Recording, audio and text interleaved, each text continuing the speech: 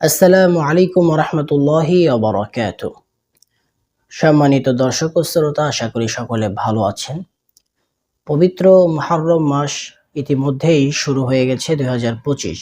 হাদিসের মধ্যে এই মুহররম মাসকে বলা হয়েছে আল্লাহর মাস, শাহরুল্লাহি আল মুহররম, অর্থাৎ মুহররম হচ্ছে আল্লাহ তাআলার মাস।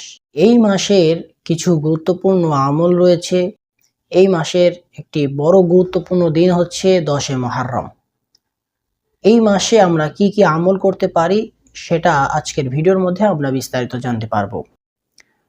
সম্মানিত দর্শক শ্রোতা, মুহররম মাস হচ্ছে আরবি নববর্ষের প্রথম মাস, অর্থাৎ আরবি বছর শুরু হয় মুহররম মাস দিয়ে। তো মুহররম মাসের প্রথম আমল আমাদের এটাই হবে যে আমরা বেশি বেশি ইস্তেগফারের মাধ্যমে আমাদের বিগত বছরে যত গুনাহ আমরা করেছি, শয়তানের ধোঁকায় পড়ে আমরা আল্লাহ তাআলার দিকে রুজু হয়ে আল্লাহ তাআলার কাছে মাপ চাবো। বিগত বছর ধরে যত গুনাহ করেছি তার জন্য আমরা বেশি বেশি ইস্তেগফারের আমল করব। 2 নম্বর আমল হচ্ছে আমরা নতুন করে, যেহেতু নতুন বছর শুরু হচ্ছে, নতুন করে আমাদের জীবন, আমাদের ইবাদত, আমাদের আমলকে নতুনভাবে সাজাবো। নতুন করে আমাদের আমল নামায় নেকি কাজ দ্বারা পূর্ণ করব। 3 নম্বর আমল হচ্ছে আমরা এই মাসে বেশি বেশি জিকির করব।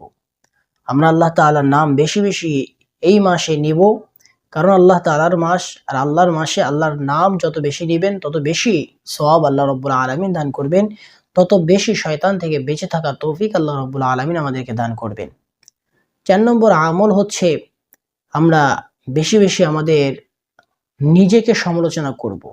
নিজেকে সমালোচনা করা কি মানে, বিগত বছর ধরে আমরা যে নিজেদের উপরে জুলুম করেছি, গুনাহ করেছি, শয়তানের ধোঁকায় পড়ে আল্লাহ থেকে বিমুখ হয়েছি, এই বিষয়গুলো মাথায় নিয়ে এসে আমরা নিজেদের সমালোচনা করে তওবা করব, আল্লাহর দিকে ফিরে আসব যে আল্লাহ, এই যে আরবি বছর শুরু হচ্ছে, এই বছরের প্রথম মাস থেকেই আমি আপনার পথে থাকব, আপনার প্রতি কৃতজ্ঞ থাকব, আপনার ইবাদত সঠিকভাবে ঠিকমতো আদায় করব, শয়তানের ধোঁকা থেকে বেঁচে থাকব।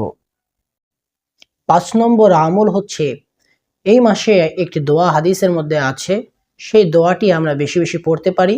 নামাজের পরে মুনাজাতের মধ্যে এই দোয়াটি আমরা আমল করতে পারি। সেই দোয়াটি হচ্ছে আল্লাহুম্মা আদখিলহু আলাইনা বিল আমনি ওয়াল ঈমান ওয়াস সালামাতি ওয়াল ইসলাম ওয়া রিদওয়ানিম মিনার রহমান ওয়া জাওয়াজিম মিনাশ শাইতান। আরবি বছর শুরু হলে হাদিসের মধ্যে এই দোয়াটা পড়ার কথা বলা হয়েছে, সুতরাং হাদিসের এই দোয়াটাও আমরা আমল করতে পারি। এই দোয়াটা আমরা নামাজের পরে মুনাজাতে পড়তে পারি, এমনি ফ্রি টাইমেও আমরা এই দোয়াটা পড়তে পারি এই মাসে।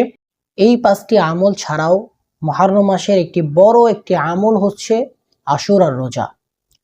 আশুরার রোজা মুহররম মাসের অন্যতম একটি গুরুত্বপূর্ণ আমল, যে আমলটিও আমরা এই মাসের মধ্যেই করার চেষ্টা করব ইনশাআল্লাহ।